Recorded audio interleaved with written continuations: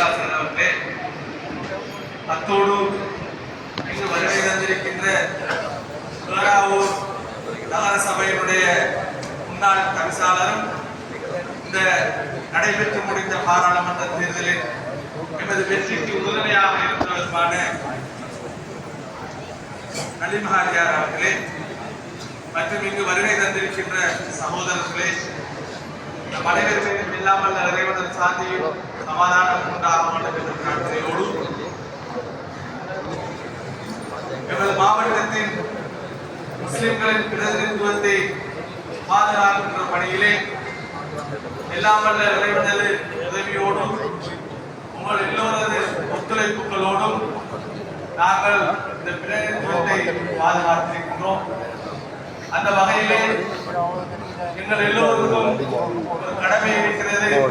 அந்த பிரதிநிதித்துவத்திற்கு நாங்கள் எல்லோரும் பாதுகாப்பாக இருக்க வேண்டும் என்ற ஒரு வேண்டுகோளோடு இன்று அவர்களுடைய ஒரு நன்றி கலந்த ஒரு உரையை நடத்த இருக்கிறார்கள்.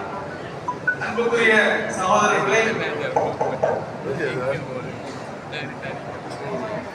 எதிர்வருகின்ற 21ஆம் தேதி அமைய இருக்கின்ற பாராளுமன்றத்திலே நான் நினைக்கின்றேன் அதிசிரேஷ்ட ஒரு உறுப்பினராக மிக அனுபவம் உள்ள ஆளுமை உள்ள ஒரு உறுப்பினராக எங்களுடைய தலைமை பாராளுமன்றத்திற்கு செல்ல இருக்கிறது. ஒரு சமூகத்தினுடைய வயோதிபர்களும் ஒரு சமூகத்தினுடைய அனுபவசாலிகளும் அந்த சமூகத்தினுடைய வாசிகசாலை என்று சொல்வார். அந்த வகையிலே அமைய இருக்கின்ற பாராளுமன்றத்திலே கூடுதலான புதுமுகங்களோடு மிகவும் அனுபவமும் ஆற்றலும் மிக்க ஒரு தலைவர் இந்த பாராளுமன்றத்துக்கு எங்களுடைய பிரதேசத்திலே இருந்து சொல்ல இருக்கிறார். இந்த பிரதிநிதித்துவம் அவர்கள் எப்பொழுதும் சொல்வது போல இது எங்களுடைய பிரதேசத்துக்கு மாத்திரமல்ல, மாவட்ட ரீதியாக கிடைத்த அனைத்து மாவட்ட முஸ்லிம்களின் ஒற்றுமையோடு முஸ்லிம்களுடைய பங்களிப்போடு முழுமையாக கிடைத்த ஒரு பிரதிநிதித்துவம்.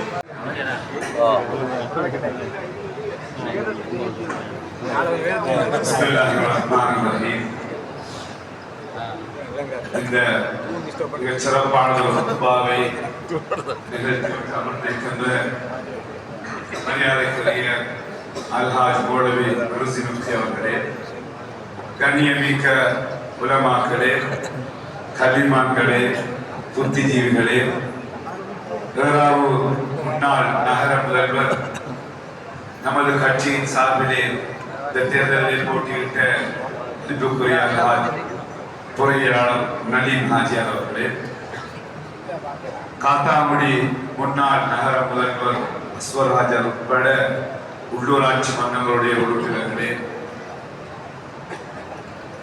சமூக சமய நிறுவனங்களுடைய பெரியோர்களே, ஸ்ரீலங்கா முஸ்லிம் காங்கிரசினுடைய உச்சபட உறுப்பினர்கள் உட்பட கட்சியினுடைய சகல மற்ற உறுப்பினர்களை பிடித்தவனாக அன்புக்குரிய பெரியோர்களே, தாய்மார்களே, வெளியில இருந்து எங்களுடைய பேச்சுக்களை கேட்டுக்கொண்டு அன்புக்குரிய சொல்லித்தவனாக அஸ்ஸலாமு அலைக்கும் வரஹ்மத்துல்லாஹி வபரகாத்துஹு.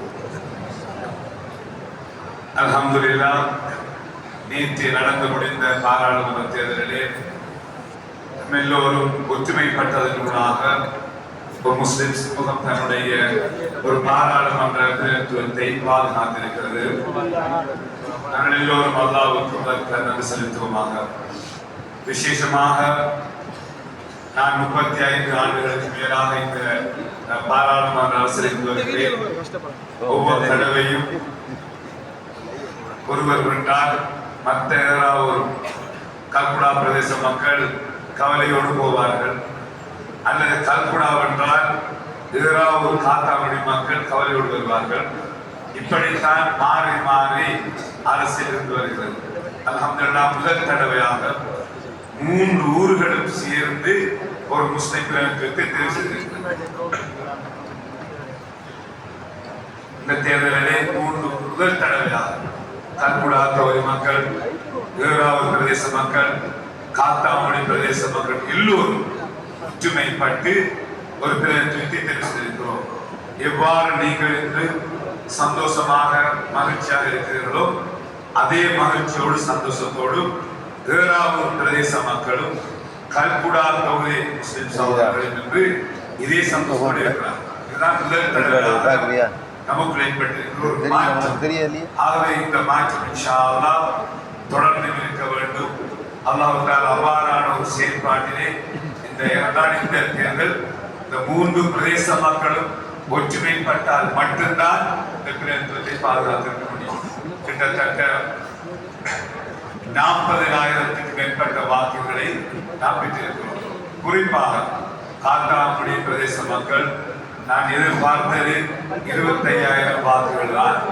26,000 பேர் நமக்கு வாக்களித்திருந்தார்.